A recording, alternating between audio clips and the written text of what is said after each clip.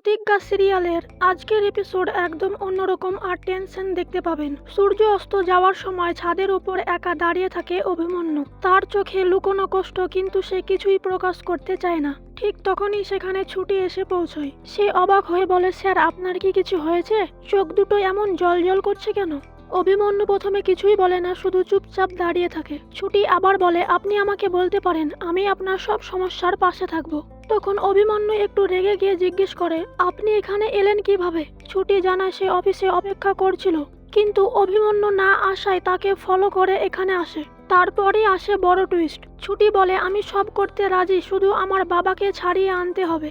অভিমন্যু তখন অবাক হয়ে বলে, আপনি জানেন আমার সমস্যা কি?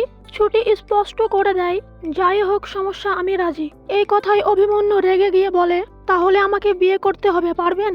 এক মুহূর্তের জন্য সব চুপ, কিন্তু তারপর ছুটি বলে, হ্যাঁ পারবো, তবে সে একটা শর্তও দেয়। যতদিন না আমার বাবা ছাড়া পাচ্ছে ততদিন আমি আপনার স্ত্রী হয়ে অভিনয় করব, কিন্তু আমাদের মধ্যে কোনো আশা ভালোবাসা কিছুই থাকবে না। অভিনয় শেষে আপনি আপনার রাস্তায়, আমি আমার রাস্তায়। অবশেষে দুজনের মধ্যে একটা চুক্তি হয়ে যায়। এরপর আসে এক সুন্দর মুহূর্ত। রাস্তা দিয়ে হাঁটার সময় ছুটি বলে, স্যার এই সূর্য অস্তের সময়টা খুব সুন্দর, কিন্তু আজ আমরা একটা বড় সিদ্ধান্ত নিয়ে ফেললাম। অভিমন্যু অবাক হয়ে ছুটির দিকে তাকিয়ে থাকে। তার মনে হতে থাকে, এই মেয়েটার মধ্যে কেন যেন পরীর মতো কিছু একটা আছে। ঠিক তখনই আসে আরেকটা ছোট কিন্তু গুরুত্বপূর্ণ দৃশ্য।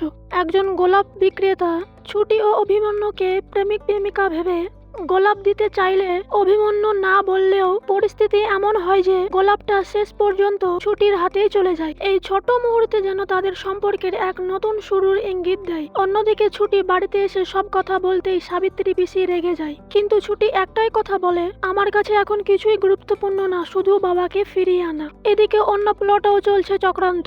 রুমা কাঞ্জিলা চায় ঝুমকির মিথ্যে বয়ান, কারণ না হলে কোর্টে বড় বিপদ হবে। অভিমন্যুর বাড়িতে ঠাম্মি বিয়ের কেনাকাটার কথা বলতে এলেও অভিমন্যু বলে, আমি বিয়ে করব, কিন্তু তোমরা যাকে দেখিয়েছো তাকে না। আগামী পর্বে দেখা যায় ছুটি এসে পৌঁছায় অভিমন্যুর অফিসে, সব কাগজপত্র রেডি, আর তারপর দুজন সরাসরি মন্দিরে বিয়ে করতে যায়।